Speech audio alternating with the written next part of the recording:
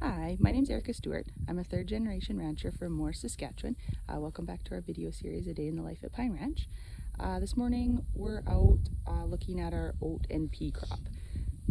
So in a previous video I showed us seeding our oats and peas, and now we're out just checking it to see if it's ready to silage. Here's our field of oats and peas.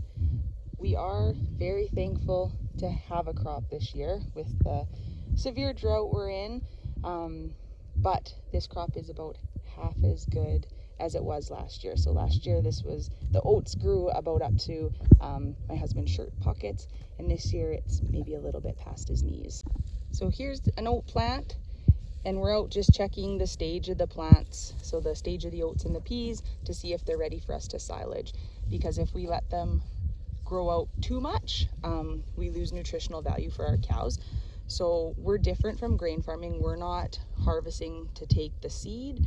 We're harvesting for feed for our cattle in the winter. So here is a pea plant. So these are forage peas that we plant with the oats, and they mix well together as the oats provide something for the pea vines to crawl up. And the peas actually are very high in energy, which is what our cows need for those cold Saskatchewan winter months. The other interesting thing about peas and why we like to plant them is they're actually a nitrogen fixer. So they put nitrogen back into the soil when they're planted. So here is our other field of oats.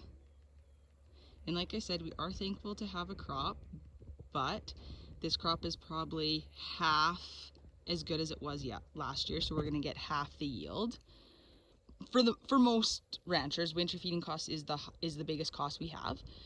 So to go to all this work to grow our silage and then to get about as half of what we usually do is really hard, because that means we're gonna have to then put out more money to find different feeds to feed our cattle in the winter.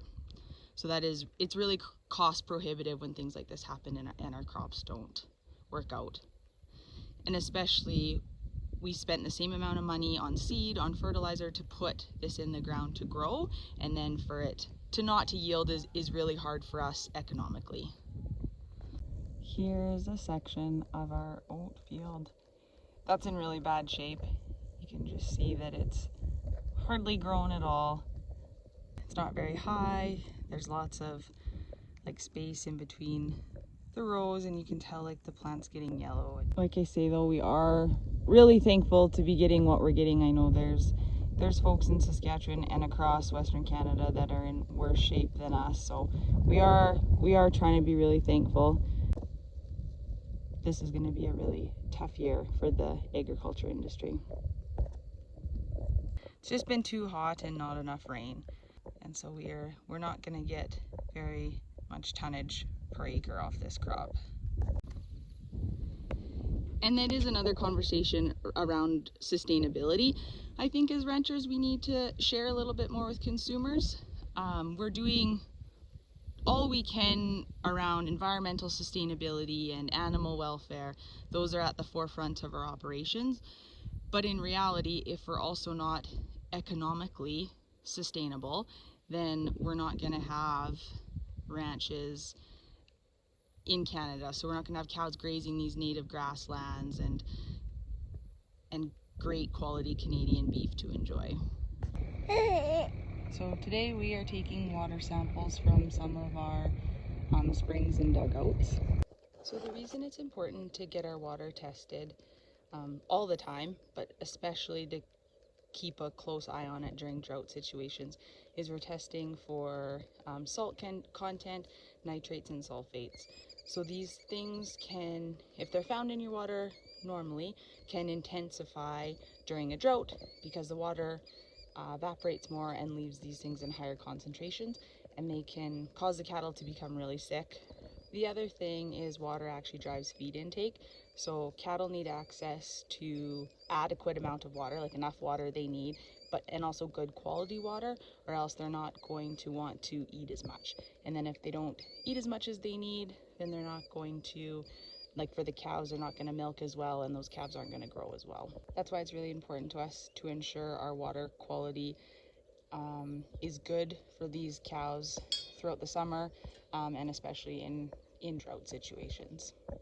In these drought conditions, we're also monitoring our pastures very closely for grass. So these are the native pastures or the tame pastures that grow the grass that our cows then eat all summer long, which are very dependent on rain to grow and to continue to grow to be able to feed our cows.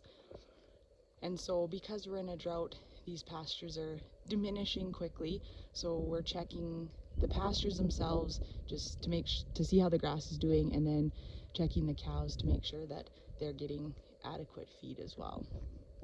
So I'm out in one of our pastures, and I'm just showing you guys a dugout, which is generally full of water, and it's just been so dry this year that it's dried up. So we actually had to move the cows and calves out of this field into a new field because there's no water. That does affect our grazing management plan.